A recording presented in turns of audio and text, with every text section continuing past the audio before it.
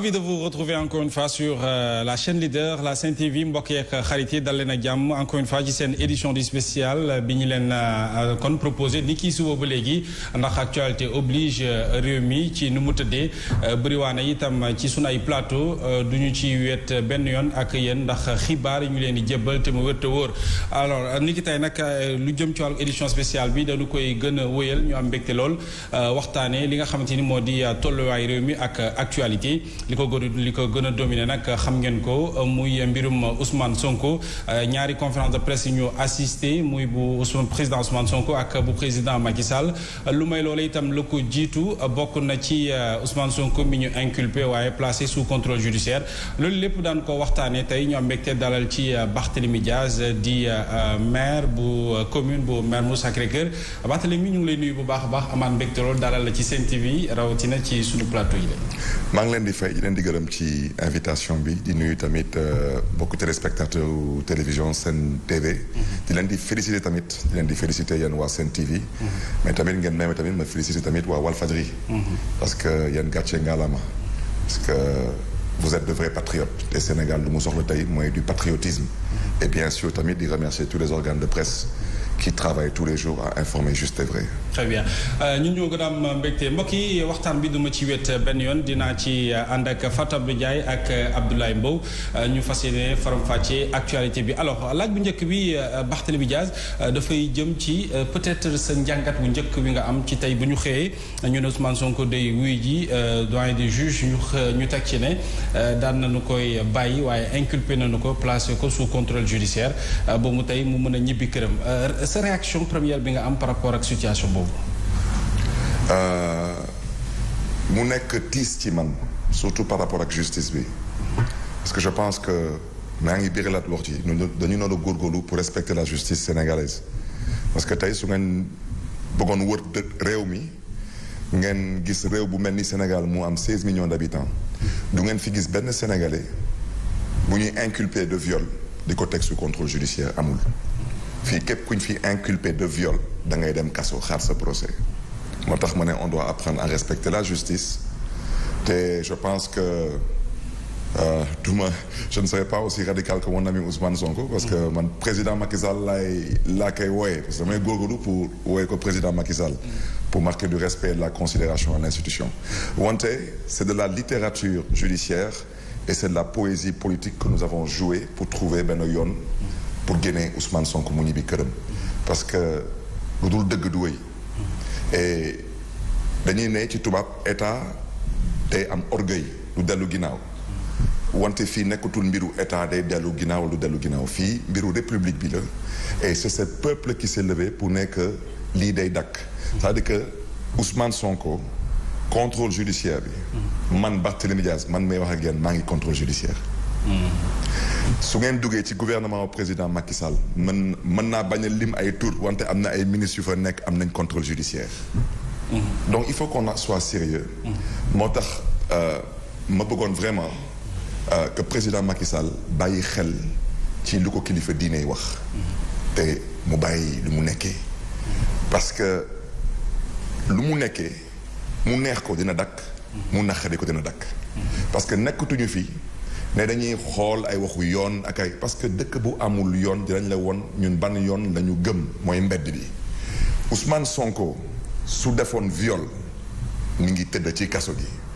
te il ne faut pas que surtout le président Macky Sall pense que lu mu wax tey ci guddi télévision dafa dalal suñu xel dalalul suñu xel parce que wax na wax bu garaaw. Très bien. nee na il faut laisser la justice faire son travail on laisse la justice faire son travail ci réew bu am justice. Très bien. Sénégal amul justice. tey fu may daanalee tamit. ñu ngi wax Ousmane Sonko Ousmane Sonko Ousmane Sonko. wante président Macky Sall na bàyyi Guy Marius Sagna. dañ ci insister. ak ñeneen ñi nekk. ensuite na bàyyi tamit Assane Diouf parce que Assane Diouf il est l'expression vivante. de la frustration et de l'amertume du peuple sénégalais peut-être dafa am na mu koy waxee. na bàyyi ñëpp ñu nga xam ne daf leen jàpp ci lii. parce que mënoo bàyyi Ousmane Sonko. te ñi ñëpp nga jàppool nen ngir mbiru Ousmane Sonko tey nga ne Ousmane day ñibbi ñee dañuy tëdd ci kaso bi kooku moom du am te je crois que tamit Ousmane wax na ci ay wax yu am solo. te tamit ci ay fan yu néew ñun opposition bi dañ dajaloo. D'accord. waxtaan suñu biir parce que il est temps que le président Macky Sall comprenne. que il n'est plus question ñu koy bàyyi muy wax lu ko neex ak di ko def. Très bien ak di def lu ko neex. alors balaa ma jox sama naataango yi ci discours président Macky Sall daan ko gërëm faram-fàcce mais naka nga jàngatee malgré cette décision de la justice que bàyyi Ousmane Sonko xëy na mu ñibbi këram waaye inculpé et placé sous contrôle judiciaire cet appel bi nga xam te nemmeeku nañu ko ci mouvement M2D ci ngoon si booy xool manifestation boo xam te ni ca place de la nation mbooloo mi foo ko takk weesu na ko ban jàngat ak appréciation ngay def par rapport à cela. mais di sant yàlla que Sénégal dafa am ay responsables politiques. des responsables politiques. parce que su ñu nekkoon ay responsables politiques dañuy waxante dëgg rek. ñu bëgguloon tey suñu bëgguloon tey président Macky Sall fanaan palais. je suis désolé s'il y avait des irresponsables dans l'opposition du fa fanaan. day metti rek mais du fa fanaan. ah d'accord day metti rek. te je reviens à ce que j'ai dit président Macky Sall peut-être day juum wala day jaawale. wante armée bi. lu mu yaakaar ci ñoom duñ ko def. tout à fait duñ ko def lu mu yaakaar ci gendarmerie tamit duñ ko def. et je reviens à ce que j'ai dit. képp ku fi def ñaawteef. wallaay ne la wóor na ne que dañ la yóbbu CPI. c'est clair alors Fatou Abdou ñu jox la kàddu gi nga tàbbi ci waxtaan bi. voilà nuyu nañ la Mouhamed nuyu Mbow am mbégte dalal fi également monsieur le maire. yaa ngi wax sànq ne le président de la république ñëpp dégg nañu ko ci discours am wax na ne nañu bàyyi justice mu def liggéeyam li nga xam ne moom mooy mën-mënam dina fexe ba dal ak sérénité déglu si ci réewu Sénégal ak mbir mi nga xamante ne tey bokk na ci li indi coow li discours boobu nga xam ne yëkkati na ko naam wax nga ne convaincre la mais nan nga mën a comprendre loolu nga xam ne boole na ko ci wax. Non, d'abord, président Macky Sall, ci institution bi avec tout le respect que je dois à l'institution. lu mu wax moom ci boppam gëmu ci dara. loolu mooy wax ci gëmu ci dara parce que su taxawee tey mu ne dalal na ay kilifa diine ay kilifa aada ak ay kàngam ci réew mi. déglu leen moo tax mu def lu mu def nii loolu dëppwul ak dëgg. ba ci yenn opposition loolu dëppwul ak dëgg dañuy waxante dëgg parce que ñun du ñu ay gune yu ñuy nax. bërki démb ci mbiru Karim Meïssa Wade. ay kilifa diine ay kilifa aada dox nañ si mu gàntu leen ci mbiru Khalifa Sall ma ciy seede man ay kilifa diine dox si ay kilifa aada dox si ay naataangoom nekk ay chef d'état ci Afrique bi dox si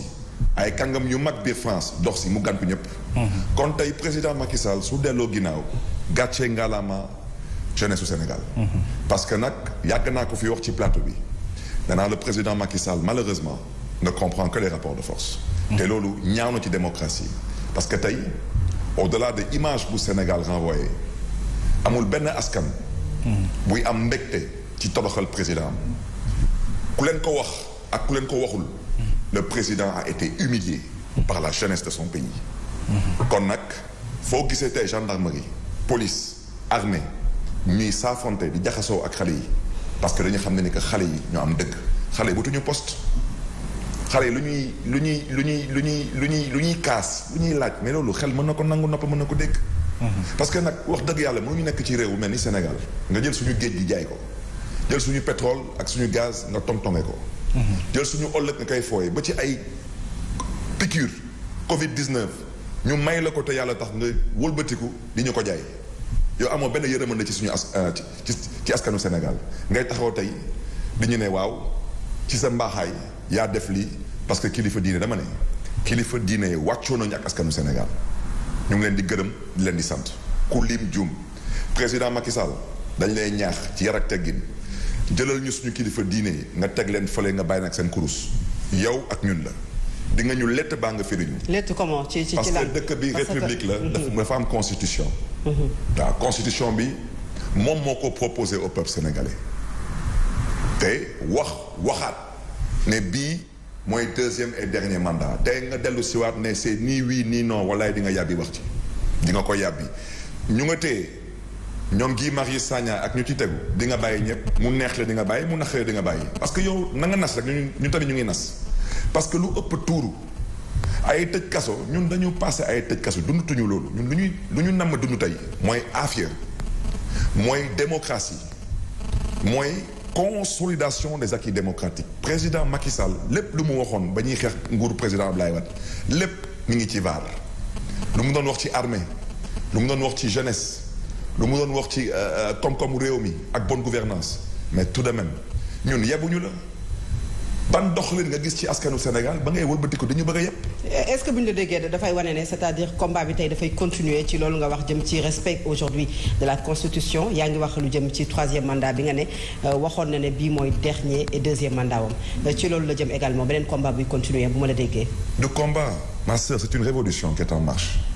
mais à la sénégalaise ñu koy woy résistance bu ñu président bu mu ñu yëngal wallaay bu mu ñu yëngal dëkk bi kenn bëgg ko tal dina ko teg ci yoon te na bàyyi kilifa diine yi muy mbubboo parce que c'est lu muy wax dëppawul ak dëgg et il le sait te waa Touba ngi may dégg waa Tivaouane nag may dégg le clergé catholique ñu ngi may dégg suñu mbokk yi nekk fii Yoff ak Cambérène Layène ñu ngi ñuy dégg suñu maam bu baax bu nekk fële Medina Baye Sénégal ñépp a ngi may dégg amul fu ñu duggul ci mbiru Khalifa Sall amul fu ñu demul ci mbiru Khalifa Sall amul ñépp la gantu Khalifa Sall nag la différence c'est que Khalifa Sall du mën a erreur la def wante il avait confiance en la justice de son pays. Très bien. mais far nag cette justice elle est virtuelle. moo tax président Macky Sall su taxawee tey mu ne il faut laisser la justice faire son travail dama ne 2024 lu ñu la wax leer na élection mu neex la day am mu nax la day am yaay xool nag nu mu gën a yombee ci yow. nous n'avons plus rien à perdre. parce qu'il n'y a pas de justice ici libre pour faire un quelconque travail fii viol amu fi maa ngi jéglu nag ci kàddu yi parce que kilifa bu mag nee na ma ba dégg naa la waxtu ju mën a ñàkk ma ne ko nag pap mu ne ma naam ma ne ko maa ngi lay jéglu wante benn violeur rek fi am mooy kuy violer constitution ku koy violer dañ koy waaye violeur mais si wàllu woowu moo tax ma ne président Macky Sall na ay mbokk mi wax ak moom te tamit képp ku nga xam ne ni jóg nga dox ci jàmm ci problème bi na ngeen delluwaat ci président Macky Sall ngeen ne ko Ousmane du xeexam ñeneen ñi ñu ngi ci kaso bi nañu génnee ñoom Guy Marius Sagna j'insiste là-dessus. nañu génnee ñoom Guy Marius Sagna. Guy Marius Sagna est un élément essentiel dans notre dispositif moo tax ñu téye ko parce que mënoo jàpp nit kaso ci recevoir message foo ko teg balaa may dee nga taxaw fii di wax ay waxu terrorisme. Il n'y a qu'un seul terroriste dans ce pays, c'est le ministre de l'Intérieur. C'est clair. Abdoulaye si wàllu boobu parce que yéen a ngi wax 2024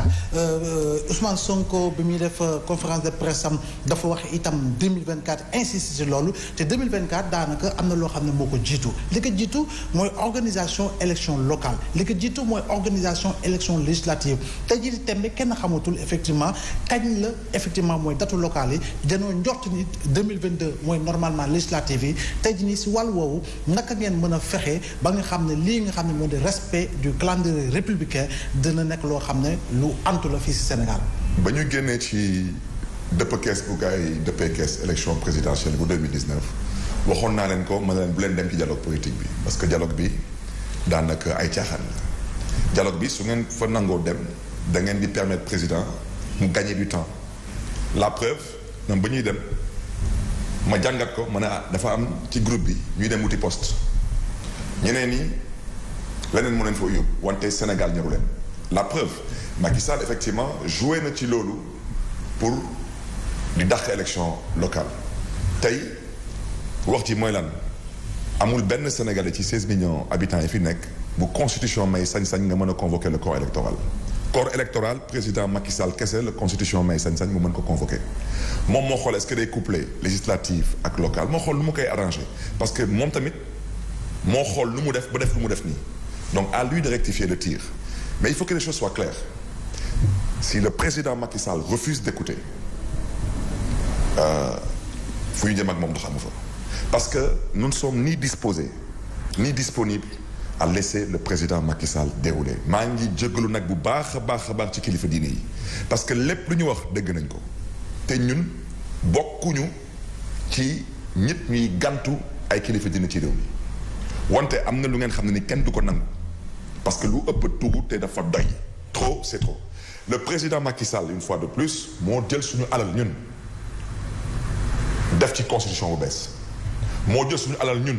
def ci ay carte électeur yu bees fichier bu bees tey mu taxaw di ñu ne ñor na war a ñorul dafa doy ensuite j'insiste sur ça au-delà de tous les morts que nous avons enregistrés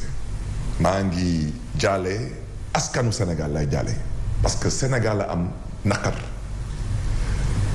président Abdoulaye Wade 23 juin bu muy commencé ba mois de mars ça a été 10 mois juin juillet août septembre octobre novembre décembre janvier février mars parce que second tour le président Abdoulaye Wade ñàkkee élection yi ci 10 mois 17 morts la ñu enregistré 17 morts. Macky Sall ci ñeenti fan mu tëgg ñu 10 morts mu ñuy wax ay waxu justice bu mu ñu yëngal te na bàyyi xel ci lu ko kilifa diine yi wax. parce que luñ ko wax nii du ay question ne dañ lay may ñaari semaine ñetti semaine lu ñu la wax nii soo ko mënee dégg baax na soo ko mënulee dégg dañ ko ciy tagaat du ñu am jël wante nag yow sa bos du yomb te tamit du neex kon nag ay mbokkam ni ñu wax ak moom nekkul ci dëgg nekkul ci yoon menacé wu ma kenn dama ne apaisement la ñëpp di woote tey Sénégal dal la ñuy wootee na président Macky Sall respecté askanu Sénégal te bàyyi taxaw di jàkkaarloo ak askanu Sénégal di ñuy wax ay waxu justice su amoon ci réew mi lu ñu nemmeeku ci dëkk bi lu ñu gis ci dëkk bi du fi am.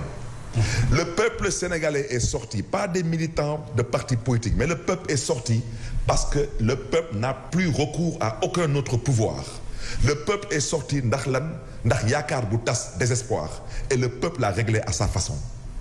kon nag s'il veut aussi le peuple peut le terminer à sa façon ci moom la des. mais ay waxu ay justice fii justice amu fii. mais wax na justice Ousmane Sonko mais monsieur le maire Barthélémy Dias wax na justice mais quand même ku déglu bu baax du point de vue communicationnel li président Macky Sall wax waaye itam àddina li nga xam ne moo di discours d'apaisement quoi qu'on puisse dire. moom tamit ñun tamit moom la ñuy woote. discours d'apaisement. mais reconnaître nga loolu au moins ni àddina li nga xam ne moo di dal. mais xam nga cher ami est-ce que APR. ay mbokk rek lañ fa am ay mbokk rek ay doomu ndey ay jarbaat ay rak ay nijaay loolu rek la ñu am biir APR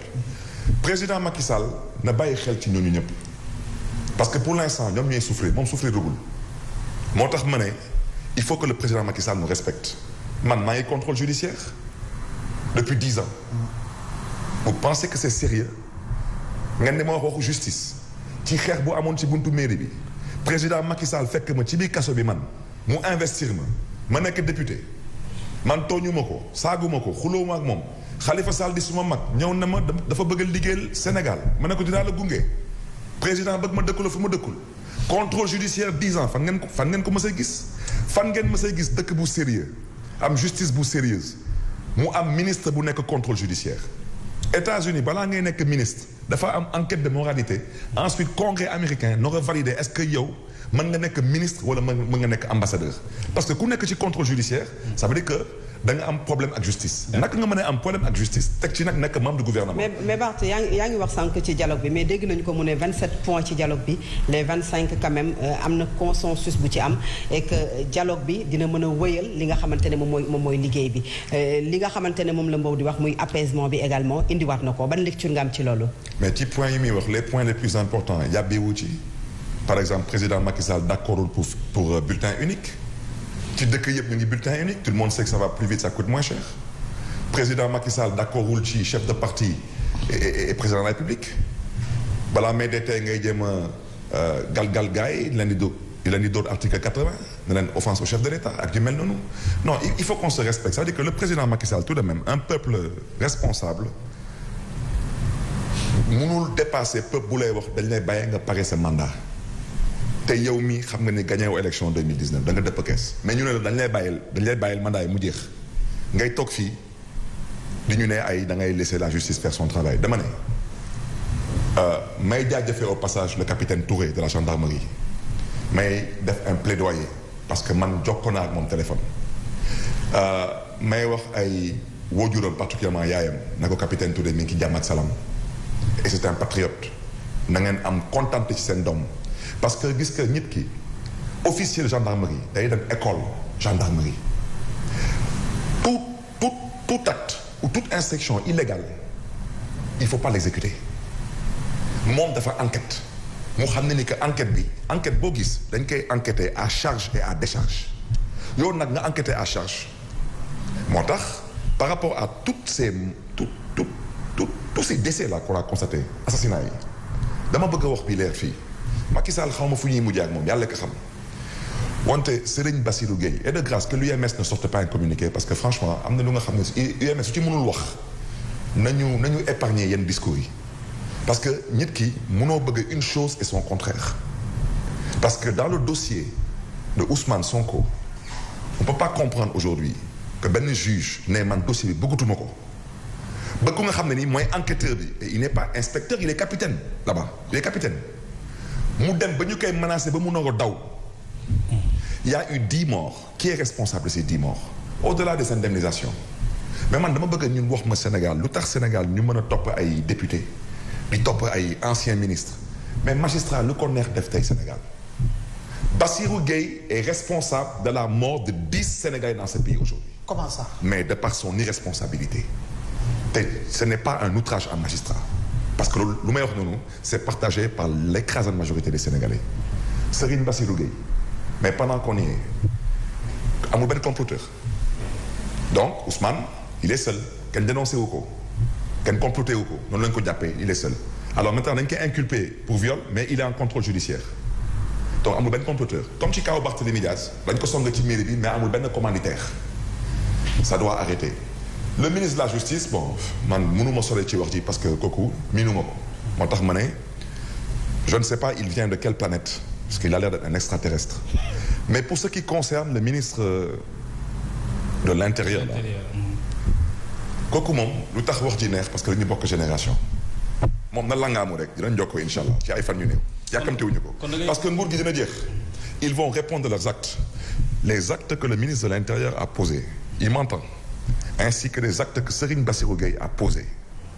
ainsi que le monsieur Sall que le doyen des juges il n'est plus question dans ce pays de laisser ces gens soi-disant dañuy dem retraite ça doit arrêter. Il y a 10 Sénégalais qui sont morts mënoon doon sa doom suma doom man damaa gis benn nervi di pes benn xale bu ndaw xale bi il a à peu près l'âge de mon fils dama xool vidéo bi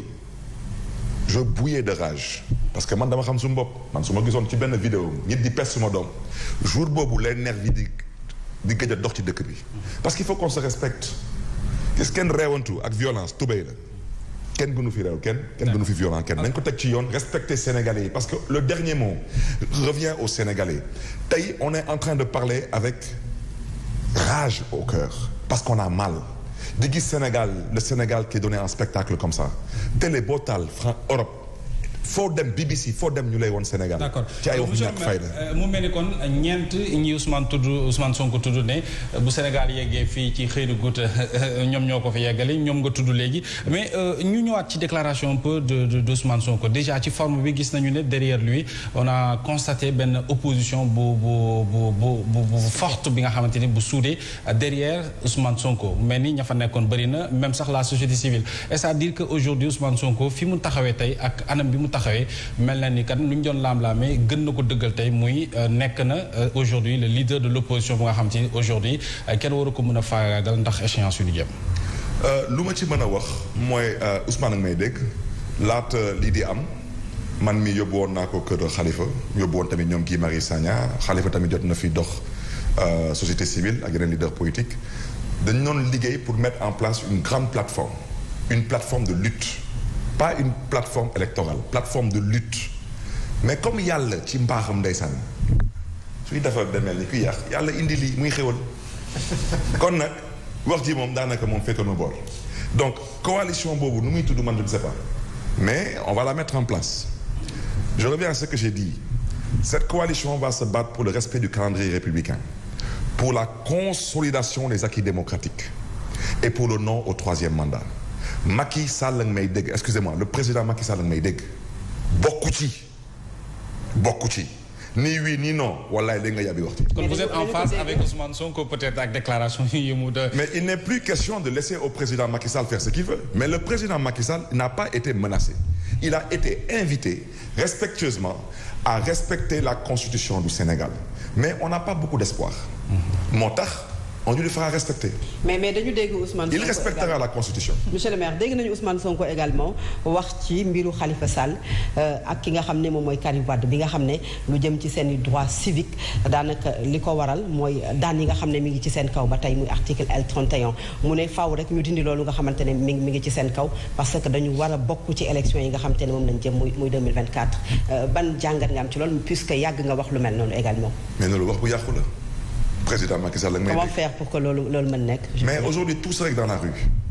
c'est tout c'est à lui de voir comme nee na dégg na kilifa diine yi su déggee kilifa diine yi normalement wax jooju du am parce que xam na lu ko kilifa diine yi wax am na kenn ku nga xam ne bëgguma tudd tur baaxul jaru ko il sait ce qu'on lui a dit te lii Ousmane nangu nii Ousmane daf ko nangu pour ormal la République parce que état kenn du ko neewal doole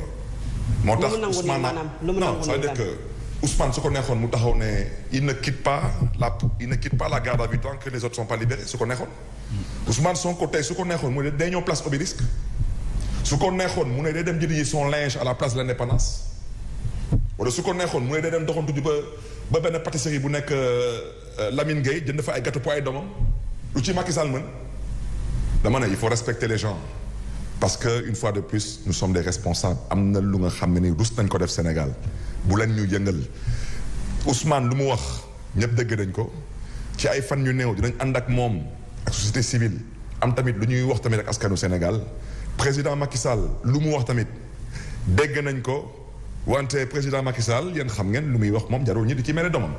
bon maintenant wax ji mooy lan comme nee na moom dégg na ay kilifa diine kon normalement su déggee ay kilifa diine kon nag waxu Khalifa Sall ak Karim Meïssa Wade ñi bokk ci élection wax bu féetoo na bor parce que à la kulli aal dañuy bokk rek wala mbedd bi c'est tout parce que lu mu namm ci Ousmane Sonko mooy lu mu def Karim Wade ak lu mu def Khalifa Sall wante comme yàlla moom nelawul yàlla wane boppam lu ëpp tuuru 3 c'est trop.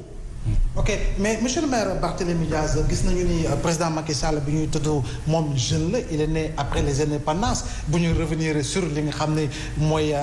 mbir boo xam ne population moom la gën a partagé te ñu nangul ko yéen pour opposition bi bu ñu koy xool figure yi gën a fës ñoom itam ay ndaw lañu ku mel ni yow ku mel ni Bougane Gueye président gëm sa bopp ku mel ni Thierno Bocoum ku mel ni docteur Babacar Diop ak yeneen ndaw yoo xam ne ñi ngi seen ginnaaw ak ay mag yoo xam ne amaana ñu leen encadré tey jii nii yéen ñi nga xam ne yéen a nekk ndaw nekk ci opposition bi lan dëgg-dëgg mooy seen stratégie pour ngeen am lëkkaloo bu ngeen di lëkkaloo wala boog stratégie yi nga xam ne da ngeen koy teg pour jëm ci ay élections jongante surtout locales yii di ñëw ak législatives yi di ñëw. non cher ami amul stratégie on est déjà ensemble. kooku soxlu ñuy bind soxlu ñuy wax da ngeen jàpp ne on est déjà ensemble. mais y a le syndrome Manko. le syndrome Manko. à la veille des législatives liggéey bi nga xam ne opposition bi liggéey woon na ko jëm fële nga xam ne moo di Versailles fekki le patriarche maître Abdoulaye Wade teggoon ngeen fi coalition boo xam ne sénégalais yu bari njortoon nañu boo leen demee woon ensemble daanaka di ngeen mën a amaana am majorité wala boog jege lu am majorité waaye gis nañu ni ay problème d'alter ego daanaka moo tas coalition boobu est-ce que tey nii yéen ndaw ñi nekk ci langue politique bi nekk ci kuje gi jël ngeen loolu yépp en compte pour liggéey de manière objective de manière pertinente pour aller vers des axes programmatiques boo xam ne da ngeen ci ànd ak la masse bi nga xam ne moo ëpp ci Sénégal te mooy la masse jeune. lu ma ci mën a wax je pense que taxawaay bu ñu askanu Sénégal won xanaa ñu nekk ay baadoolo wante suñu warugar xam nañ ko mooy doon benn ànd dóorandoo liggéeyandoo loolu may wax ci maintenant lu am ba am le président Macky Sall tamit ñu ngi koy jaajëfee au passage le président Macky Sall parce que daanaka garab bi suñ jàppee ni 90% xob yu deewoon yi moom daanaka yóbbu na ko peut-être am na lu fa des je sais pas mais une chose est claire c'est que le peuple sénégalais tey lu ñu wone ci semaine bi mooy ñoom moom seen réew ñoom moom seen démocratie te lu ñu namm mooy am Sénégal te je pense que tudd nga génération mu nga tudd noonu nous sommes une génération décomplexée te ku nekk ci am nga jaar-jaar ba egg fu nga egg tey nii man personnellement man Barthélémy Dias su ma yeewu le matin di watu ne man foog ma nekk président de la République parce que su ma nekkulee président de la République kenn noo fi nekk président de la République parce que gisuma lu tax man ci réew bu am 16 millions d'habitants man Barthélémy Dias man ma noo nekk président de la République su ko yàlla dogalee askanu Sénégal namm loolu mu am mais su askan bi namm leneen yàlla tamit namm leneen lu yàlla namm loolu yàlla na am te tamit yàlla tamit na jég askanu Sénégal c'est-à-dire il faut que nous apprenions à dépasser nos ambitions et nos personnes, aller au-delà de nos petites personnes. D'accord. Parce qu'il n'est pas question. Mais le président dafa wax également que ñi nga xam ne ñoo ci jox médiation recevoir na ci quelques membres de l'opposition peut-être que bokk na ci li nga xam ne moom la wax tey aujourd'hui ban opposition la ñu war a am ndax gis nañu Manko mais également Benno Siggil Sénégal ak li nga xamante ne moom la ñu dajaloo woon dem ba jub ay élection xaajaloo am ci seen diggante muy Moustapha Niasse ak Ousmane Tanor Dieng fa. Je crois que démb maa ngi woon j'étais hors de Dakar Khalifa wooma di ma wax am na ay nit yuy dox ay tànku jàmm et tout ma ne ko am na solo mu ne ma sax am na daal ci lu mu dégg sax am na sax ay nit ñu bëggoon daal wax dëgg yàlla ñu jokkoo ak président Macky Sall mën a xool lu ñuy liggéeyee le Sénégal ma ne Khalifa Sall wax dëgg yàlla mën nga bañ a yàq sa crédit. ay nit yan parce que moom il a parlé le président a parlé des membres de l'opposition. Non l'opposition ñun waxuñu ak Macky Sall du am ak excusez-moi du waxuñu ak président Macky Sall du am. dugguñu ci gouvernement président Macky Sall du am Macky Sall doit terminer ce qui reste de son mandat bàyyi mu nekkee avec sa pseudo-justice ça ne marchera pas mu delloo ku nekk ses droits parce que loolu mooy dëgg mu may askanu Sénégal aafiya respecté tamit seen àq ak seen yelleef te mu jàpp bu baax lu ñu ko wax 2024 bokkul. bokkul. su ko mënee dégg noonu baax na. su ko munee nag dégg noonu dina ko déggee neneen. mu déggee ko ne alors on a assisté à deux discours yi nga xamante ni xaw na wute nag monsieur le maire Barthélémy Diaz muy ba tension yi xawee jip yaatu lool ci Sénégal ki njëkk a génn mooy ministre de l'intérieur wax ne mi ngi dénoncé actes yu mu nemmeeku muy ay manifestations yoo xamante ne ay actes terroristes la ko daal di qualifié ba sax nee na xam nañu nekk derrière te daañu leen topp tey le président de la République génn ne peut-être message bi jeunes yi daal di lancé bokk te moom mu décrypté ko bu ñu ko mën a waxee noonu mooy bokk na ci ne couvre-feu bi xëy na dafa metti ndaw ñi amuñu xëy dañoo bëgg dimbali seeni ay waajur allégé na finalement couvre-feu bi alors naka ngay jàngatee ñaari discours yooyu. wax nga waxu ministre de l'intérieur. bon lui c'est un comploteur en chef. pour ne pas dire c'est le chef des terroristes. parce que lu xew Sénégal ci semaine bi ça a été un terrorisme d'État. on a terrorisé nos pères nos mères nos enfants ba mu tuñ dem école. on a terrorisé les hommes d'affaires ba ñu tëj seen ay commerce monsieur Félix Antoine Diome est un terroriste muy wax ay waxu topp je le dis sur le plateau de la Sen TV il n'y a aucune immunité pour ancien ministre fa laa yem ci wax ci il sera poursuivi pour ce qu'il a fait lui ainsi que le ministre de la Justice. les forces occultes yi nga xamante ne dégg nañu ko moom mu wax ko muy Félix Antoine Diome mais également ñu dégg jëwriñ ji nga xam ne moom la ñu dénk biti réew muy Aïssata Tall Sall également yëkkati ko ci sunu naataango France 24 ban jàngat nga ci am. non maître Aïssata Tall Sall moom sama yaay la dama koy nuyu rek waaw di ko jox wàccuwaayam bàyyil ma rek ma jàpp ko ci ministre de l'Intérieur moom xam na boppam xam na lu mu def moom il sera poursuivi te yàkkamtiwuñu ko parce que tu ne peux pas être l'homme des sales besognes et tu considères encore qu'il faut que tu montres que tu as le monopole de la bêtise parce que lu ministre de l'Intérieur nekkee du dëgg du yoon responsable di ko def mënoo toog ci réew sa ay forces de sécurité naroon téye nervi yi jàpp ñu nervi yi et au passage yi waxu nervi tamit naa ci wax leneen parce que tous les sergents recruteurs particulièrement au parti socialiste ñu ngi may dégg parce que on se connaît seront poursuivis. ñoom dañu bokk ci recruteurs yi. baax a baax maa ngi nuyoo passage nag suma yaay Aminata Mbengue Ndiaye di ko jox wàccuwaayam moom suma yaay bu baax la wante dama ne les sergents recruteurs du parti socialiste seront poursuivis. on a tous les dossiers. yan preuve nga am ci yooyu. tous les dossiers. Nous avons les dossiers, nous avons des preuves des voitures qui ont quitté le siège du Parti socialiste, sans plaque d'immatriculation. Nous avons les preuves des voitures qui sont retournées dans le siège du Parti socialiste, sans plaque d'immatriculation. mooy day ñoom weddi nañu ko ba génne ay communiqué wax ne. non man su leen neexee lu ñuy def suba balaa 10 heures ba publier lépp suma page Facebook ngeen dem ngeen jël lépp. su leen neexee tamit ma génne tamit la photo du commanditaire. le sergent recruteur. mais su ma ko defee tamit damay bañ xale yi dem dal ci kawam te. amoon na lu ñuy seqoon mooy Ousmane Tanor Dieng dem si yàlla Ousmane Tanor Dieng te par rapport à sa mémoire bëgguma def yenn yi parce que mën na ñàkk wante moom il sera poursuivi. diiru manifestation yëpp taxawaayu les forces de l'ordre de défense et de force de l'ordre naka nga ko jàngatee ci bu ñu xamee ne tey président kañ na leen wax na ne sax bu ñu amul woon retenu aujourd'hui peut-être mbir mi deewi entre guillemets dina gën a bëri alors sur le terrain wala sur le théâtre d'opération force de l'ordre yi gis nañu ne de moment à l'autre dañuy gis ne am na benn complicité bi am naam ak si askan wi waaye seen taxawaay ci échauffourée yi ñu nemmeeku yëpp fan yi ñu génn naka nga ko jàngatee. mais ñoom seen liggéey mooy maintien de l'ordre public donc à la kuliyal daanaka jaxasoo yi du neex wante dañ leen di jaajëfe parce que man je dis toujours j'ai pratiqué la police maa ngi fàttaliku jamono ancien commissaire central su Wade Arona j'avais dit que c'était un grand policier un professionnel ba sax su ma yenn xarit di ma saaga man leen je l'ai pratiqué moo tax sax l'actuel commissaire de la sûreté urbaine ma koy nuyu au passage le commissaire Sangaré bu nekkoon Parcelles Assainies bu muy am problème bi Parcelles Assainies ma ne kii je l'ai connu à la sûreté urbaine. commissaire Ablaye Diop également. commissaire Ablaye Diop. parce que moi c'est que bon man chance bu ma am. moo tax sax sànq Ousmane Sonko di ma tooñ mu ne ma mais j'ai visité ta cellule. parce que balaa muy dem ma ne ko di nga jël couloir bi section de recherche deuxième cellule à gauche mooy nekk sa cellule soo duggee nag caméra bi mi ngi ci kaw doo ko mën a gis mais soo tëree rek moom ngay jàkkaarloo mu ne ma sànq may tooñ mu ne ma j'ai visité ta cellule ma ne ko ben bon bienvenue maintenant dans le club pour dire que je les ai tous pratiqués la police la gendarmerie j'ai pratiqué tous ces services d'État l'administration pénitentiaire au passage tamit may jaajëfee le colonel Bokandé de l'administration pénitentiaire ce sont des Sénégalais patriotes engagés et ils sont sérieux moo tax bu may toog ñu yéema na ma Barth jógal Ousmane Sonko dañ ko yóbbu xaw ma fan 4 heures du matin dañ ko xaw ma lan mu leen bu ma fi kenn yeeti parce que loolu du am fii Sénégal doo fi am benn policier laa wax benn gendarme benn garde pénitentiaire buy nangu def loolu man génn nañ ma suma cellule 3 heures du matin camp pénal yóbbu ma Tambacounda xam nga loolu moo gën di yéeme yóbbu la ba Tamba suma yaay ñëw ci kaso bi midi di indi suma añ ñu ne ko sa doom yi ngi Tamba xel bi commencé dem ci ay dañuy mais je reviens à ce que j'ai dit ce sont des fonctionnaires sénégalais policiers gendarmes gardes pénitentiaires militaires te dañu dégg daaj dëkk ci dëkk bi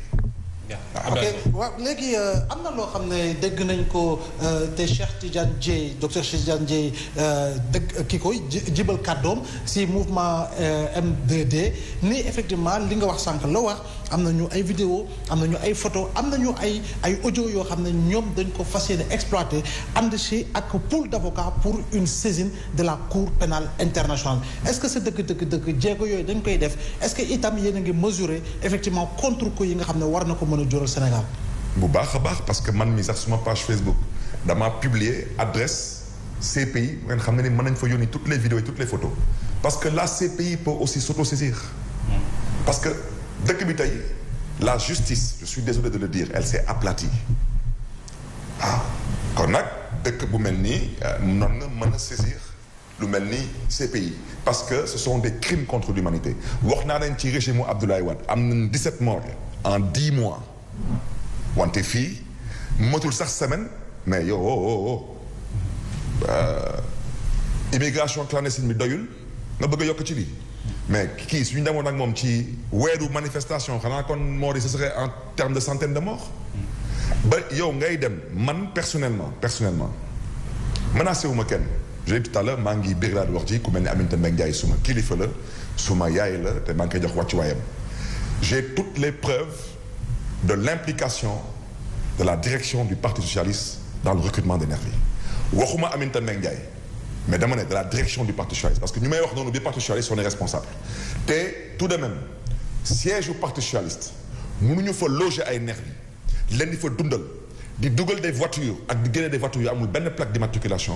ay nit di fa dugg ak di fa génn ak ay gànnaay ñuy toog di ko seetaan. mais est-ce que jëluñu leen pour ñu garder si boppam li nga xam ne moo di siège ba. ak li nga xam ne mu ñoo di kilifa yu nekk si parti googee amaana comme ñeneen ñu koy defee nga am say gros bras pour reprendre un terme populaire nga foog ni effectivement nervi yooyu ñoo ñu wàcc sur le terrain. waaw ñoom fu ñu nekkoon ba xale di dugg biir maison du Parti socialiste di ko taal fu ñu nekkoon.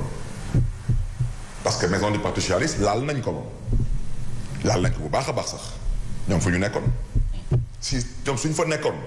te sécurité maison du parti socialiste moo ne ñor ba xale yi di dugg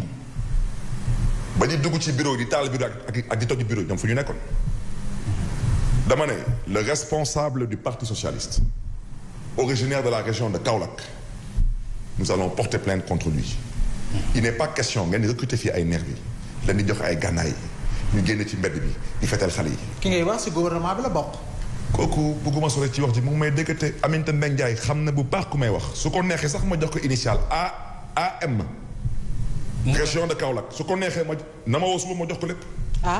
Aminata Mbengue Ndiaye su ma leen di wax suma yaay la. du ma waxantu. parce que suma yaay la dafa jàng ak suma yaay bu ma jur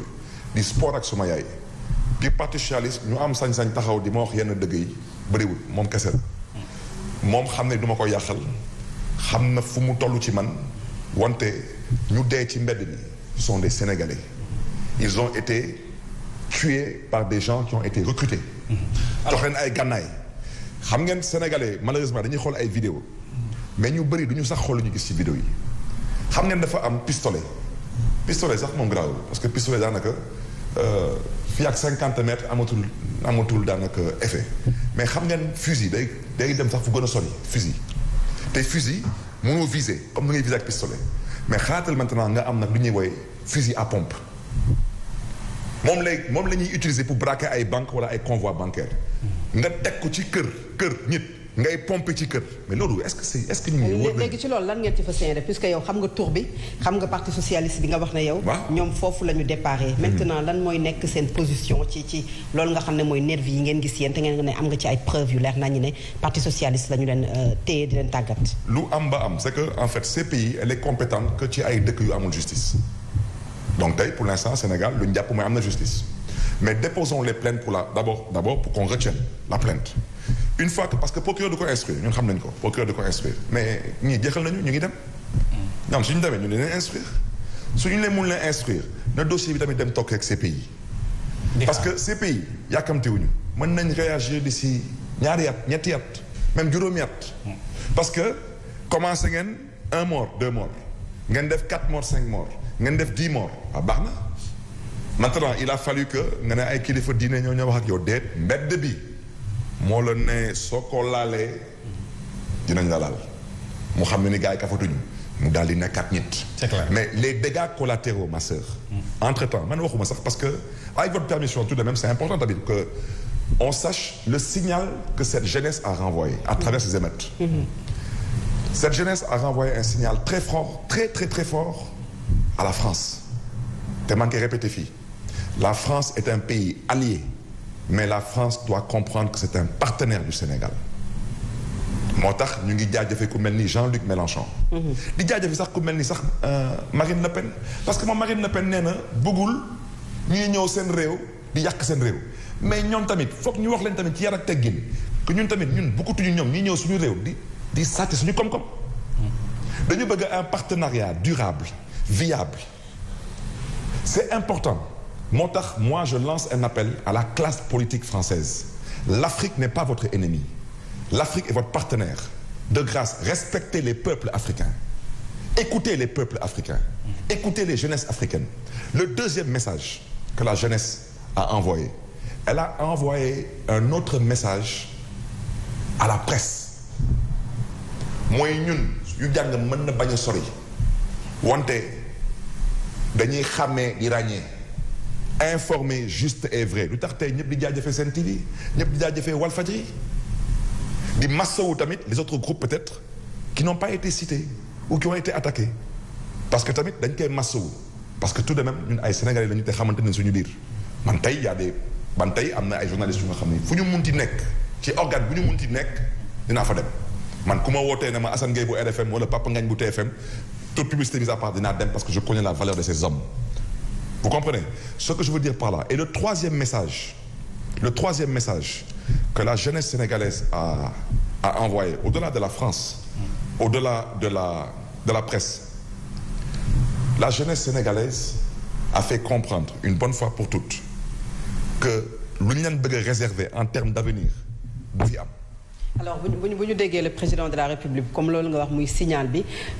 mu mel ne recevoir na ko bu ñu waxee mu ne comprendre na la colère du mal vivre aujourd'hui de la population surtout la jeunesse bi nga xamante ne wax nga ko ba mu wàññi sax couvre-feu bi yóbbu ko minuit 5 heures du matin ndax jàppoo ne mi ngi bëgg a def effort pour que jàmbatu jeunesse boobu mu indi ci ay solutions. non pas du tout je pense que le président Macky Sall n'est pas sincère ak lu muy wax maa ngi jégalu franchement parce que. maa ngi woote apaisement wante il faut que tamit ma jéem a yee askanu Sénégal lu tax ma la gëmul lu muy wax président Macky Sall bu muy campagne dafa campagne premier tour campagne deuxième tour ci élection 2019 bu muy dëpp élection yi dëpp sax kees yi dafa campagne joxe programme mais président Macky Sall bu muy campagne yi joxe programme mais mosul wax waxu terre buy jar xaw ma ay presque 1500 milliards ak 1500 milliards ñaata xëy ngay créer Sénégal ñaata hôpitaux ngay tabax Sénégal ñaata université ngay tabax Sénégal ñaata béykat ngay mën jox leen matériel agricole tegal leen ay forage ñaata PME et PMI ngay mën a financer. kon su taxawee tey président Macky Sall mu toog ne je vous ai entendu tu nous as pas entendu parce qu'avec ton terre tu as mis notre avenir par terre. D'accord. Ok président Macky Sall tu nous as pas entendu parce que d'abord man bëgguma sori ci waxu Covid bi. parce que su toogee beneen ay waxu 1000 milliards lu tax man leen président Macky Sall mënul am suma confiance naka ngay nekk président pourtant il dit comprendre sa jeunesse. non il peut pas la comprendre parce que vous ne pouvez pas être président de la République du Sénégal on vote pour vous des dizaines de milliards de francs CFA de fonds politiques de façon légale amoo aucun compte à rendre Covid di ñu bëgg a rey nga ñuy jaay ñun nekk ci ndóol bu jéggi dayoo nga ñuy jaay pour 2 milliards 200 000 doses dañ la ko may tu nous as pas compris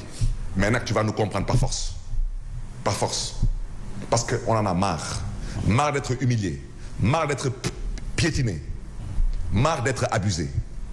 le président Macky Sall n'a aucune miséricorde pour le peuple sénégalais. D'accord. Aucune. Alors monsieur le maire et notre démocratie dans tout ça démocratie sénégalaise bi nga xam te ni kañ nañ ko fu nekk bu ñuy jël récent événement yi nga xam te ni dund nañu ko muy ay manifestations yu doy waar ñu koy méngaleeg xëy na ay année 88 wala ay année yi nga xam te ni Sénégal dundoon na ko muy ay jamono yu sombre ci histoire politique am bu ñu koy méngaleeg tey ak événement yu mel nii est-ce que tey duñu toog poser waat la question à savoir démocratie bi ñu yor est-ce que nag du ci nasax. non je pense que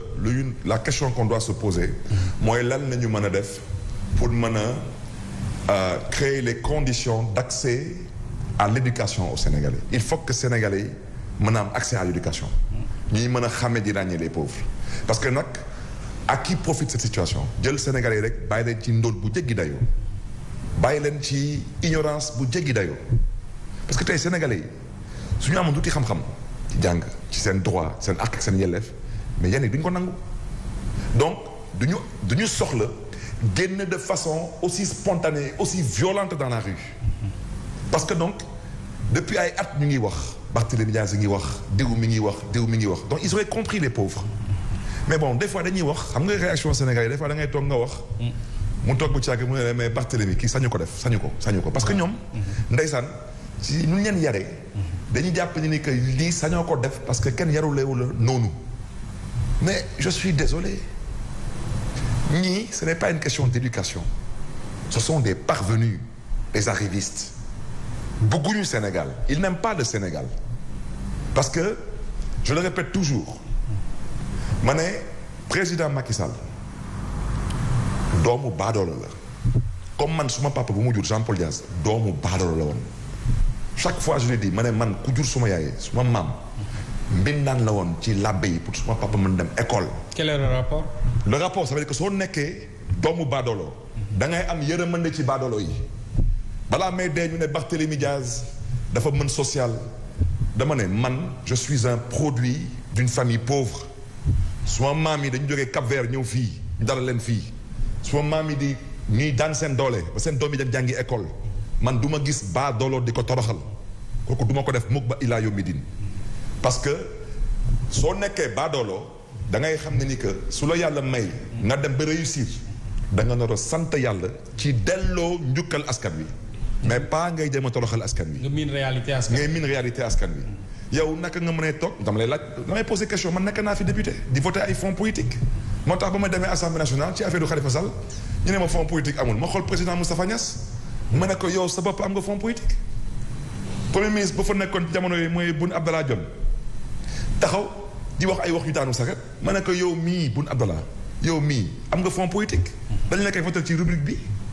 kon nag Macky Sall amul benn milliard amul ñaari milliard amul juróomi milliard ay dizaine de milliards lañ koy votel doyul nga ne da nga ñuy jaay ay Covid piqûre lépp ci ay xeetu dóor doyul pétrole bi ak gaz bi bëggoo ci yàbbi doyul bëggoo yàbb ci zircon bi ci or bi bëggoo yàbb ci dara tey ñuy wax nga jaay géej gi ba mool yi jaaxle jël seen ay pirogue di ci yëpp ay nit leen yóbbu Europe donc tout cela est en train de se produire sous nos yeux c'est pourquoi il y a eu cette révolte moo tax ñun tamit ñu jóg ginnaaw Ousmane parce que Ousmane Sonko permettez-moi de faire un témoignage sur lui je l'ai toujours dit Ousmane Sonko nit ku baax la d'abord jullit la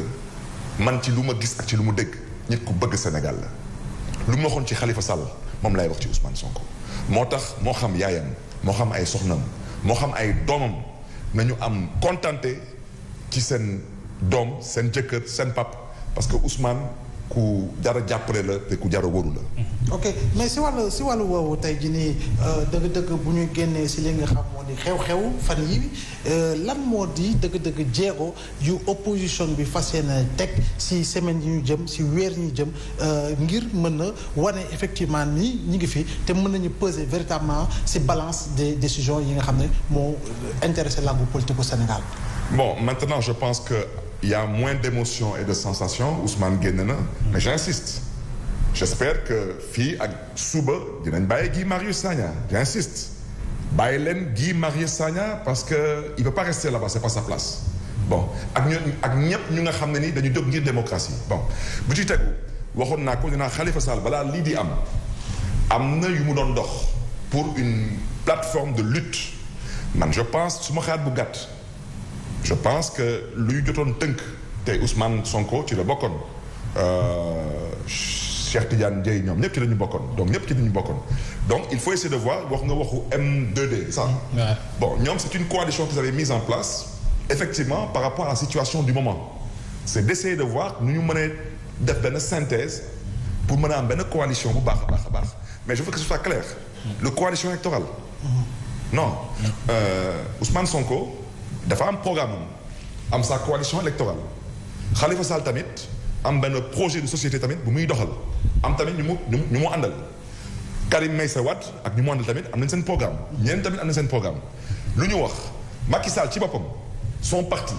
am récépissé légalement constitué am nañ droit am candidat am seen programme mais moom bokkul ana ban caméra laay jàpp bii la président bokkul non bokkul xam na bokkul non damay insister parce que mënatuñu continuer di def un pas en avant deux en arrière 10 mois doy na président bokkoo bul insister bokkoo bon donc à partir de ce moment si on met en place une plateforme de lutte politique daanaka lu ñu wax tey mooy président Macky Sall dafa doon respecter calendrier républicain respecter lii respecter la lay jox ku nekk ak yelleefam et cetera organiser ay élections mais pas moom mais moom en tant que président sortant pas pour lui ou pour nous mais pour l'image du Sénégal le Sénégal n'a pas le droit ak trajectoire am ak histoire am ñuy def passation de service entre deux présidents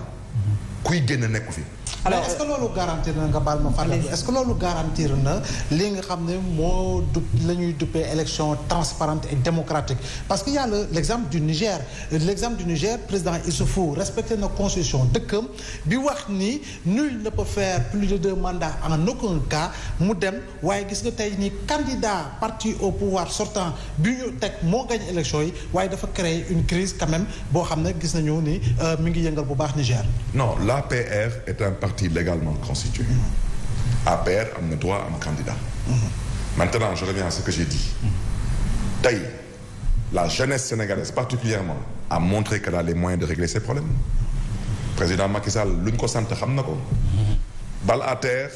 wooteel jàmm nga jox ku nekk akam ak yelleefam nga organiser élection en tant que président sortant loolu su mu lee nekk ñu delluwaat rek fu ñu jógee. lijjantewaat ko foofu c'est tout. plateforme bi nga xamante ne yaa ngi koy tudd naka lay demee parce que dégg nañ le parti démocratique bu Sénégal ki nga xam ne moom mooy njiit li président Abdoulaye Wade waxoon fi lu mel noonu keroog bi Idrissa Seck demee fekk ji le pouvoir wax ne faaw ñu taxawal une plateforme boo xam ne day regrouper toute l'opposition ndax day nekk boobu plateforme wala bi ngeen di def kan mooy doon njiit li. dama bëgg a wax ji leer il n'est pas question ñu dugg ci ay plateforme pour ñu ne diw mooy nekk président non et président Abdoulaye Wade je pense que tey tout de même vu sa trajectoire et son histoire Karim Wade na ñëw xeex fi Sénégal c'est le conseil que je lui donne c'est pas Abdoulaye Wade de porter le combat c'est à Karim Meïssa Wade de porter le combat qui n'a qu'à venir au Sénégal c'est son pays. bu amul passeport si li ñu jot comme xibaar. ni Karim Wade ba muy jóge Sénégal defaral nañ ko passeport waaye si diir boo xam ne jamono ji mënatu koo am koo xam ne mënut a dem dëkk waajuram bu jigéen di France te mënul ñëw dëkk waajuram bu góor di Sénégal ndax ñàkkum passeport kooku naka la war a mën a dugg si fofal naaw ba yegg si fii Sénégal. mais moom ne nga am na nationalité wu dëkk yaayam. du noonu nga wax. dama ne non amuta sañ-sañ dem dëkk yaayam. non soxlu fa dem dafa am nationalité wu dëkku yaayam laa wax. parce que waaye bu mu defee déclaration. non de candidature mais il a dëkku yaayam c'est la France. waaw ma ne bu mu defee déclaration de candidature à la présidentielle dafa renoncer ak bépp nationalité bu mel ni française pour être exclusivement sénégalais. ah kon nag il y a un autre problème je ne sais pas. waaw li ñu bëgg a wax foofu rek. mais man ce que je peux dire seulement. c'est que Karim Wade doit rentrer au Sénégal.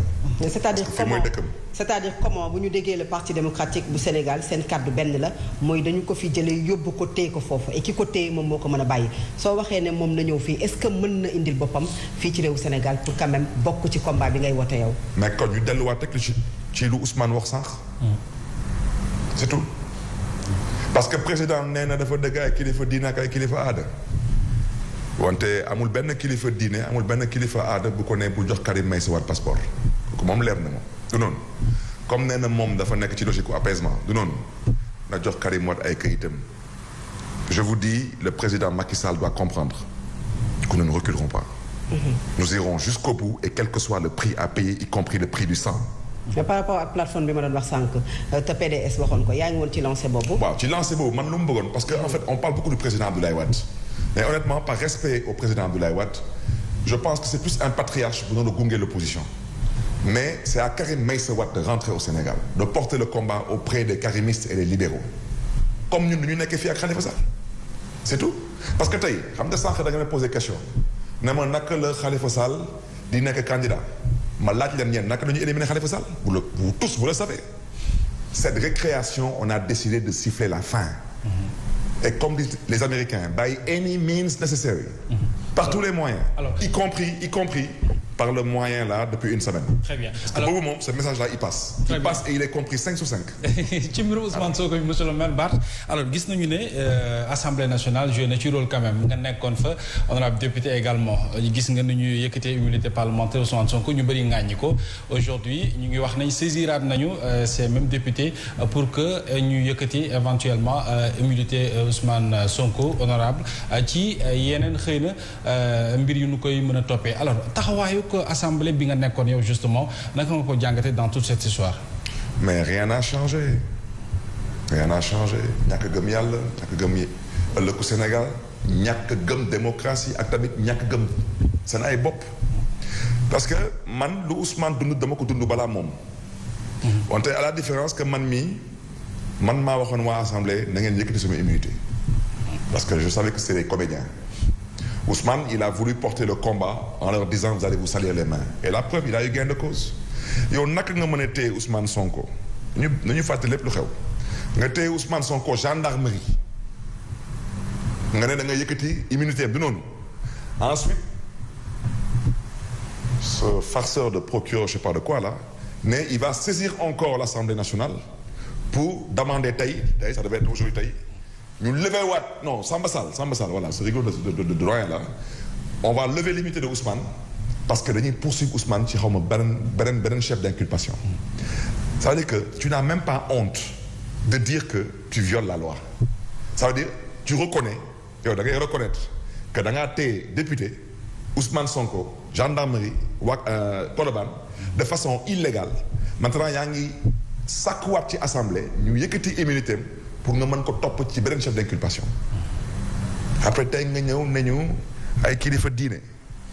waxuma sax ëpp baax na ci laax bu tàng mais gis ngeen guerre day saf atomique mais ñu ngi delloo njukkal askanu Sénégal mais particulièrement la jeunesse du Sénégal mais vous avez fait la fierté de ce continent parce que ce peuple-là a montré aux gouvernants que du ngeen dara et surtout aussi gàcce ngalama aux forces de défense et de sécurité même s'il y a des dérapages mais leçon bi askan parce que tout de même s'ils avaient suivi ces personnes irresponsables que sont le ministre de l'Intérieur et les autres ce serait un carnage. mais leçon bu askanu jeunesse su Sénégal boobu ngay tudd tey joxe est-ce que opposition bi également mënuñu ci jàngatee lu bari parce que ñoom ñoo bëgg xëy na ëllëg jiite réew mi est-ce que ñi ne ci nguur bi rek war a mën a jàngatee taxawaayu ko askan wi nga xam te ni bu sonnee xëy na ragalu la génn ne affaire bi na fi yem na doy wane ne sonn na. non je pense que lu askan Sénégal def mooy ils ont envoyé un message à toute la société sénégalaise. Pourtant tout à l'heure je vous ai parlé du message, il faut le décoder. Je vous ai parlé de nos amis la France entre autres. Je vous ai parlé de la presse qui est tout de même un pouvoir au Sénégal. C'est-à-dire il faut qu'on apprenne à respecter les gens. Il faut qu'on apprenne à respecter les gens. mënuñu nekk ci benn dëkk bu tudd Sénégal 16 millions d'habitants ku nekk def lu ko neex dama am télé am rajo lu ma neex laay wane lu ma neex laay wax non ça marche pas ça. wala man parce que tout de même est-ce qu'il y a un Africain qui pense que ce qui s'est passé en Côte d'Ivoire et ce qui s'est passé en Guinée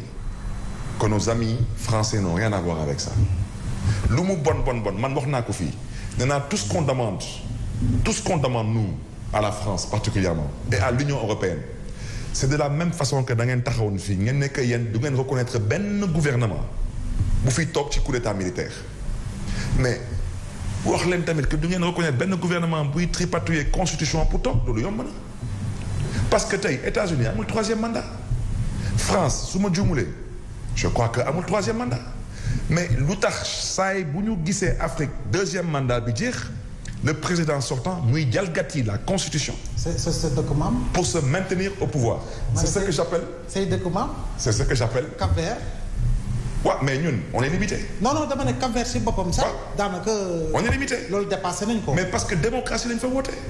Cap-Vert dañuy gagner élection par ay juróom-ñaari xob juróom-ñeenti xob dañuy gagner wala perte élection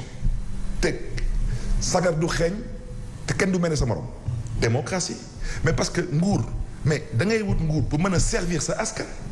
mais ñii lu tax ñiy wut nguur di ci xaru. parce qu'ils ne cherchent pas à servir leur peuple ils cherchent à se servir de leur peuple. mais lan la ñu war a def bu ñu gisee le président Abdoulaye Wade loolu la fi nit ñi xeexoon ci lu jëm ci troisième mandat ñu gis le président Macky Sall li mu waxoon c'est clair que ne ñaar ci lay yem nit ñi di laam-laamee ne mën na samp ndëndam puisque waxul waaw waxul déet lan la ñu mën a def pour ëllëg institution yooyu ñu mën ko vérifier comme ni nga ko waxee la constitution pour que peut-être que lii du ci am ba tey mu nekkaat beneen débat encore. président dem si yàlla Ousmane Tanor Dieng ba Abdoulaye Wade dina def troisième mandat. mu ne ma Barthélémy bàyyi ko muy troisième mandat on le battra mais effectivement ñoom ils avaient une idée pour ne pas dire une conviction que dinañ gagner président Abdoulaye Wade parce que ils savaient que ñoom ñëpp dañuy nekk candidat benn ensuite ils savaient que le président Abdoulaye Wade du confisquer benn carte électeur et la preuve tout le monde a été candidat y compris Macky Sall tout le monde la preuve amul benn Sénégalais bu taxaw fii ne man awma suma carte ñëpp dem voter premier tour second tour président Abdoulaye Wade nangu résultat yi féliciter président Macky Sall offrir ko ay services mais président Macky Sall kan mooy toog tey ci réew mi ñu ne ñun dinañ bàyyi président Macky Sall di fi nekk candidat ci réew mi du fi am mook xanaa nga rey ñëpp mais parce que tu ne peux pas laisser quelqu'un être candidat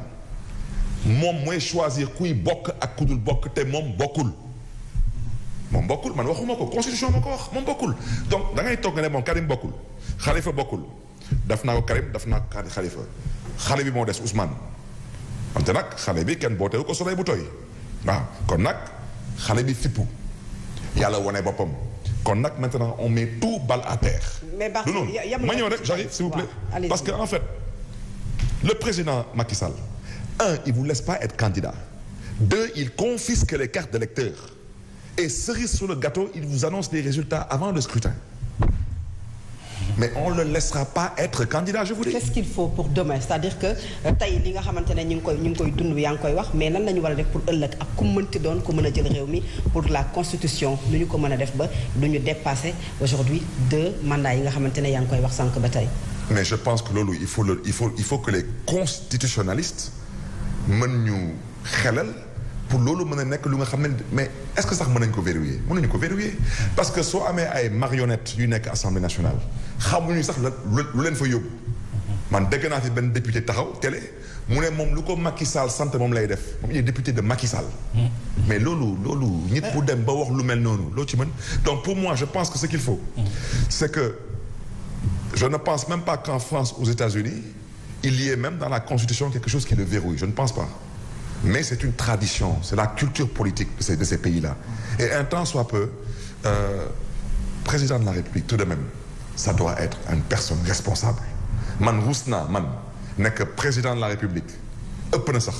man rus naa nekk maire ma ne lii du ma ko def ñu egg ba ci loolu man dama koy def. et puis sax rus naa def loolu. si wàllu woowu parce que tamit wax nga ko donc États-Unis sax dëgg la def naa ne benn président moo fa jot a def mandat 1929 ba 1945 compte tenu des situations crise économique ak guerre moo di Franklin Delano Roosevelt. waaye si li nga xam ni moo jëm si mandat bi sànq da nga wax peuple ne jeunesse africaine est-ce que tey ni jàppoo ni la jeunesse ouest africaine bi nga xam ne ñoo nekk dans l'espace CEDEAO avec la société civile avec la classe politique war nañu mën a xeex ba nga xam ne CEDEAO amaana comme ni ñu amee protocole additionnel bu ne mënatuñoo modifier li nga xam ne mooy jeu électoral bi 6 mois avant les élections est-ce que mënuñu wut ci biir CEDEAO benn entente boo xam ne société civile moo koy porter par rapport à la CEDEAO du peuple ba nga xam ne dañuy am benn clause par rapport à la limitation des mandats présidentiels mais frappé de la clause d'éternité. Oui, mais mon cher ami, il n'y a pas de CEDEAO des peuples. Il y a une CEDEAO des chefs d'État. Et en fait, ce n'est rien d'autre qu'un conglomérat de gangsters. Je m'excuse parce que ñu ci bëri ci ñoom seen askan faluñu leen y compris président Macky Sall. Président Macky Sall nangul nañ ko 2012 moo gagné second tour. Mais le président Macky Sall sait très bien qu'il n'a pas été élu par le peuple sénégalais en 2019 xam na ko il le sait kon nag tey soo taxawee nga ne CEDEAO yow naka la CEDEAO di génne décision de justice qui s'impose à toi nga taxaw ne loolu du ko respecter le dossier de Khalifa Sall des décisions de justice qui doivent s'imposer au Sénégal mais Macky Sall l'a mis à la poubelle et la preuve Macky Sall a exposé la vie de milliers de soldats sénégalais en Gambie sous décision de la CEDEAO. Alors monsieur le maire. Il faut savoir respecter les gens moo tax mën na leen. maa ngi jóglu ci kàddu yi. mais le président Macky Sall n'est pas un homme qui mérite notre confiance. De par ses propos, de par ses actes, de par sa posture, de par son comportement. Le président Macky Sall doit comprendre qu'il doit du respect à ce peuple. Et il doit arrêter de jouer parce que le jeu c'est fini. C'est fini, c'est fini. Est-ce que kon mënuñu xool wala sax mu bokk ci combat opposition bi ci anam gi ñuy ñaawloo saa su ne ñi nga xam ne dañ leen di teg loxo ñu duppee leen ay prisonniers politiques Khalifa Sall def na une déclaration récente di wax ne njiitu réew mi moom Macky Sall ba mu fi toogee ba léegi doon lim ñi mu fi tegagum loxo y compris moom. Alors moom li ñu ko jàppee woon ñëpp xam nañ ko waaye yàggul dara rek ay corps de contrôle génn nañu doon ko féliciter ci gestion par rapport ak li mu yore woon mairie bu Dakar alors loolu yow ban jàngat nga ci am. non Khalifa Sall jàppuñu ko dañ ko kidnappé jaay ko doole pour bañ a bokk ci élection parce que président Macky Sall dafa amoon ay sondage comme tey président Macky Sall bëggul organiser élection locale particulièrement ak Dakar dafa am ay sondage moom lu mu jàpp mooy comme kii àndul ak man nogul falu mu dem ba ci biir xamul sax nu muy dëppee affaire bi mu ne maintenant danaa xool nu may nommer maire de Dakar par décret présidentiel parce que diw nogul nekk maire de Dakar yow doo yàlla diw boobu juróo ko yaroo ko moomoo ko tu n'as pas son destin en main yow ba ngay wut mairie de ba ngay wut président de la République du Sénégal kan moo xalaatoon Sénégal di nga nekk président y compris yow mi sax Macky Sall Macky Sall fii am na ay séeréer yu fi nekk Macky Sall il voulait prendre date avec l'histoire il n'y croyait pas c'est dommage que Assise nationale, ils n'auront produire un candidat unique, on n'a pas pu y arriver. Mais bon, c'est pas si mal que ça non plus. Est-ce que da ngeen jël parce qu'on aurait eu un candidat unique, c'est pas dit qu'on aurait eu mieux que ce qu'on a actuellement. est-ce que da ngeen nekkul ne da ngeen jël leçon bi par rapport ak Karim Wade njëkk la ca topp it Khalifa Sall ngeen ne Sonko moom du ci dal ni ko président gum sa bopp waxee woon Bougane Gueye Dany ne mboq na peut-être Karim Wade ñëw mboq Khalifa Sall bëgg kon yóbbu Ousmane Sonko abattoir loolu day firndeel ne opposition bi ñu gis tey autour de Ousmane Sonko mooy wane ne bii moom du fi amee loolu peut-être message la bi ngeen ko bëgg a jox am déet. mënuma wax ci waxu Karim Wade parce que vous venez de m'apprendre cette histoire de passeport par exemple pour vous dire à quel point ce régime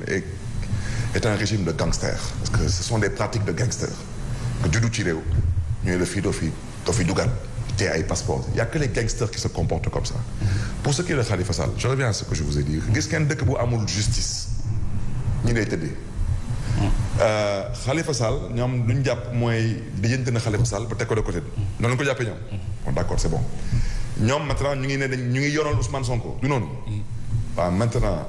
ñun ak Ousmane Sonko ak askanu Sénégal ñoo bokk suñu xeex. ñun lu ñu wax Macky bokkoo yow balaa ngay wax suñuy wax waxal sa bos yow bokkoo. mais sànq yaa ngi wax ne. Khalifa dafa joxoon confiance justice bi mais est-ce que tey combat bi nga xamante ne parti Pastef ak peut-être la population def nañu ko est-ce que bu ko Khalifa Sall defoon mbir yi dina yegg foofu. je fais partie des premiers responsables politiques yu ñëw kër Ousmane Sonko ne ko bul dem wéy ji Khalifa Sall dañuy toog. et pourquoi. parce qu'il y a pas de justice. Ousmane xool ma ne ko Ousmane. man Barthélémy Dias man ëpp ma la fit bul dem. mais Bat ni nga bëggee jël justice bi yëpp dëxëñ. mais y' a pas de justice. vous ne comprenez pas ce que je dis y' a pas de justice. Khalifa dafa amul woon soutien wala. l'union des magistrats du Sénégal qui l'a dit. UMS. ba Sénégal nekkee Sénégal ba tey 1960 ba tey lim leen benn juge benn magistrat bu fi démissionné. le juge Dème a dit qu'il démissionne d'une justice qui a démissionné. Pour ne pas dire que Macky Sall il a apprivoisé la justice parce qu'on apprivoise excusez-moi l'expression moo tax ma ne leen amul justice gàcce ngalaama à la jeunesse sénégalaise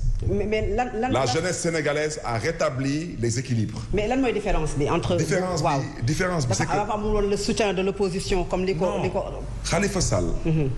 est un enfant de la République dafa gëm la preuve gis ngeen procès Khalifa Sall laaj leen journaliste ñu mës a ñëw tribunal di couvrir suma ay procès man su ma taxawee ci kanamu juge ak Khalifa Sall bokkul voilà Khalifa Sall est un enfant de la République moi je suis un homme politique voilà un juge qui n'a rien à voir avec la politique qui rentre dans la politique je lui donne sa dose un point c'est tout pour l'instant nag yaa yor këyit di joxe décision mais bés ci bés yi incha allah ñaan naa yàlla même man ma yor big di joxe décision nga xool parce que man du ma fàtte parce que gisuma lu tax ci àdduna bi nga nar a dem école jàng école ba génn waat ne yow sa askan ngay liggéeyal ngay def ay ñàkk fayda yu mel ndax la ndax alalu àdduna UMS a wax juge Dème a wax cette justice là su amoon tey vous pensez que ce peuple serait sorti dans la rue naka ngay jël Khalifa Sall nga éliminer ko ci élection présidentielle ngeen wax askanu Sénégal que dossier dañ ko vidé totalement jeex na mutul bokk ñu def élection ba ngeen dëpp kees ngeen ñëw taxaw ne bon maintenant Khalifa Sall dañuy vider son dossier ce que Serigne Bassirou Gueye a fait dans ce pays dama bëgg a wax ci leer il n'est pas menacé ce que Samba Sall a fait dans ce pays et de grâce que l'UMS m'épargne de leur communiqué là je vous le dis je vous le répète ici Khalifa Sall ak may dégg Ousmane Sonko ak may dégg nous allons en faire des exemples pour que plus jamais dans ce pays mais xanaa du ngeen yem rek non ma sœur déglu ma rek ma sœur man xam nga man suba mën naa dem kaso amul benn solo xamul tax amul solo parce que man lu ma Sénégal defaral lu ma Sénégal may man maa tey noo nga delloo njukkal Sénégal man ay da ngay dem yooyu ay détails la moi je suis dans une mission pour éveiller les consciences je suis dans une mission pour que le Sénégal mën a nekk une démocratie sénégalais yi mën gis seen bopp képp nag góor ak jigéen mag ak ndaw ku yor ak ku ñàkk man wutuma ay président wutuma ay lii wutuma lu ma bëgg man dama ne nu tubaab yi gëmee seen réew sénégalais yi noonu la gëm seen réew noonu il n'y a pas de justice dans ce pays. waaw dama ne c'est-à-dire que. du yam rek kon nag Ousmane Sonko ma ñëw foofu lay daanelee balaa ma koy gis damaa woo nit bu ko jege la preuve maître Bamba Cissé mu ngi may dégg balaa may teg bët Ousmane lii bu muy am d'abord moom dama ko yónnee message di ko mbalak ne ko franchement lii c'est trop parce que c'est trop gros ñëpp xam nañ ko amul viol tout le Sénégal c'est qu'il y a pas de viol un vulgaire complot ma jot maître Bamba Cissé ba ma gis ne ni que affaire yi ñu ngi commencé jël forme ma ne ko maître mu ne ma naam ma ne ko ce n'est pas un problème juridique mu ne ma ah bon ma ne ko c'est un problème politique et je dis à Ousmane il faut résister parce que Macky Sall yebu la ñun ñii la yeb nag maintenant parce que Macky Sall mënul xool réew mel ni Sénégal mu ne moom kese mooy nekk mbër ci dëkk bi moom rek moo fiy nekk poids lourd te saa yi buy wut roi des arènes day dem avec des poids légers moom rek mooy poids lourd mais fan la ko teg. maintenant au-delà de dénoncer. allez-y parce que si wàllu institution yi la ba tey parce que sànq wax na ko Fatou Abdou ni biir APR ay xarit ngeen fa am. bu baax a baax ay rak waaye tam si biir institution yi moo xam législative bi moo xam judiciaire bi Fatou Abdou dafa am nijaay foofu Mohamed Diop dafa am bàjjan man amaana ma am fa xarit yow nga am fa benn cousin est-ce que tam ñooñu ñëpp da ngay jël rek dëxëñ leen si benn pañe bi jëm si li nga xam ne maanaam amul justice parce que la justice est à terre est-ce que amul nii am na ñoo xam ne ñu ngi si biir magistrature bi di liggéey bu mucc ayib en toute responsabilité en toute honnêteté ba par rapport ak en toute neutralité mais également en toute impartialité. loolu nangul naa la ko wante lan la UMS wax lan la juge Dème wax juge Dème waxul. Je démissionne d'une partie de la justice pour rejoindre une autre partie de la justice. Juge Dème nee na je démissionne d'une justice qui s'est aplatie à la limite. Ça veut tout dire. Au-delà de dénoncer. Et puis tout de même, c'était pas n'importe quel magistrat. L'UMS, même si je ne suis pas d'accord, te kooku dama koy waxaat fii, je ne suis pas d'accord avec la façon de faire de l'UMS. Je suis pas d'accord. Wante juge Téliko, son dernier problème. On a tout soutenu parce que on ne soutient pas sa personne comme aujourd'hui on ne soutient pas Ousmane Sonko. On soutient des principes et des valeurs. Il s'agit de la République du Sénégal qui est composée d'institutions qui sont indépendantes les unes des autres. Mais su weesoo dénoncé bi lan ngay proposer aujourd'hui pour ces institutions quand même ñu fortes ndax du dénoncer rek quand même la ñuy xaar ci yow lan ngay proposer parce que justice également dafa am solo ci dëkk. bu baax a baax je pense que man du ma dellu si waat ci les assises nationales ma sœur assises nationales lépp la tënkoon tout président Macky Sall second tour lan la leen waxoon sol ay dalam dem ba kër Amadou Makhtar Mbow mu wax gémmiñam seen nopp mu ne il s'engage à respecter les conclusions des assises nationales mu dem ba faru toog lan la leen wax il vous a dit que les conclusions des assises nationales ne sont pas des versets coraniques man bëgguma sore ci wax ji moom daal lu ñu ko wax 2 ans et demi moo ko dese bokkutul waaw na ko organiser ñu jox ko wàccuwaaye moom mooy président de la République ñu respecté ko ñëpp di ko respecté pour l'institution qui l'incarne mu respecté ñu ñun ñii pour l'opposition que nous sommes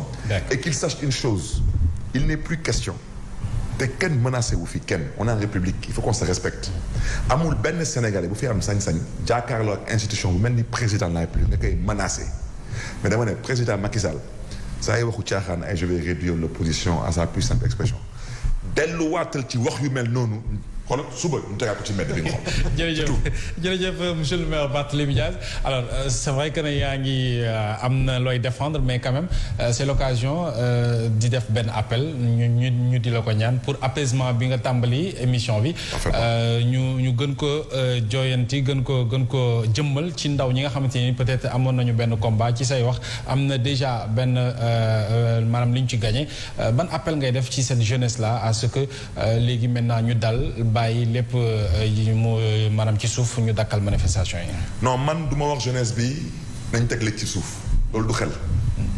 j'appelle la jeunesse sénégalaise à de la vigilance et de la résistance wante tamit il faut qu'on dise aussi à ces jeunes lu mën nekk ak lu mënul nekk parce que nu ma déggee tey président Macky Sall di wax dalul suma xel et je sais que dinañ ko ci tagaat parce que je connais l'homme wante nag suñ ko noree tegaat ci tali bi kenn du toj ambulance kenn du taal ambulance kenn du songu commissariat police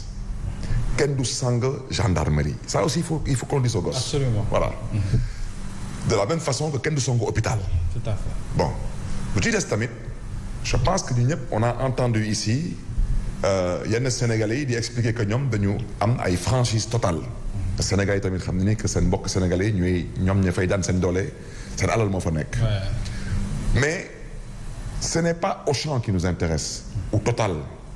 ou le péage Eiffage balaa may dee parce que tey dama doon dugg biir Dakar may daw ba caaga man ma taxaw péage man xamul lu xew ma taxaw péage ku ma àndaloon mu ne ma mais péage bi dafa gratuit ma ne ko kii de wax dëgg yàlla kii de suñu moomeel la nag wax dëgg yàlla kii moom mën na nekk gratuit parce que en fait je veux seulement que nos amis de la France comprennent que cette jeunesse qui est abusée qui est agressée dans sa chair cette jeunesse considère que on a construit l'Europe avec son sous-sol que tey pour aller en France il faut un visa que tey c'est la raison pour laquelle on appelle à un partenariat surtout à la France. La France n'a pas le droit de se comporter de la sorte avec surtout l'Afrique francophone parce que si aujourd'hui la France a sa Marseillaise elle le doit en grande partie à ce partenariat qui quand elle veut c'est un partenariat quand elle veut c'est autre chose c'est la raison pour laquelle que ce soit Auchan ñu ngi leen di masawu Total ñu ngi leen di masawu Eiffage ñu ngi leen di masawu mais de par tous les actes qui ont été posés cette jeunesse usée abusée maltraitée considère qu'ils ne font que prendre leur dû ñoo ko moom. Très bien merci beaucoup monsieur le maire ci wuyu si bi en tout cas ci Sen TV ak plateau spécial bi nga xam te ni moom lañ doon càmbare actualité ak tolluwaay réew mi di la jaajëfal bu baax a baax ci digg bi. mais di leen di gërëm tamit leen di sant. et si vous me permettez un dernier mot. mais à la gendarmerie nationale. allez récupérer le capitaine Touré c'est un de vos éléments. et honnêtement amul benn Sénégalais bu ko meree. si vous ne pouvez pas le faire ñun dinañ ko dem jëli ji fu mu nekk parce que xam nañ fu mu nekk. te capitaine Touré c'est un patriote qui doit être félicité. Dans le cas contraire la gendarmerie aussi peut le remercier et nous on va s'occuper de lui pour service rendu à la mission. Merci à vous monsieur le maire Barthélémy Dias noonu itam laay gërëmee Fatou Abdou Ndiaye mi ñu gungewoon ak Abdoulaye Mbow ci waxtaan waa am solo wile mbokk yi kon wéy leen di topp programme ak la chaîne leader Sen TV xibaar yi day wéy toujours ci actunet.net waaye itam dina fi dikkaat ci matinal bi incha allahu rabbi ak seen matinal équipe matinal bi yëpp jagleel leen itam xibaar yi nga xam te ni taataan nañu ko ci xew-xewu réew mi ak biti réew lu may loolu itam ñun ñu ngi leen di ñaanal panaanu jàmm te di ko sàkku ci yéen